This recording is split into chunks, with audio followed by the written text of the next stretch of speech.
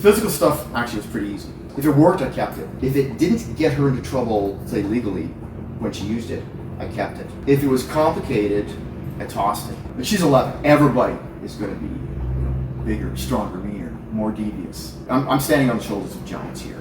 People like, this is Dr. Gordon Berger. Same era, Bill Underwood taught at a place called Camp X. They modernized his skills. Their skill set was they would teach JTF2, CSOR, top-level military organizations, FBI, and I was very privileged to train and instruct alongside them. But my heart, like they were all military, and I was all like Courtney. Courtney didn't want to be a fighter. She just wanted to go to school, live her life.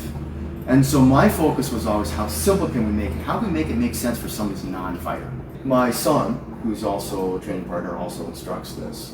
He showed one girl one move once. It wasn't even very formal. Just 17 weeks later, she's on a date. Guy gets too pushy. She uses the move. She gets away. She gets safe. She calls him up, and she's happy. There's a mindset that goes with this. So you defend yourself like it's no big deal. Okay, there's a mental resilience there.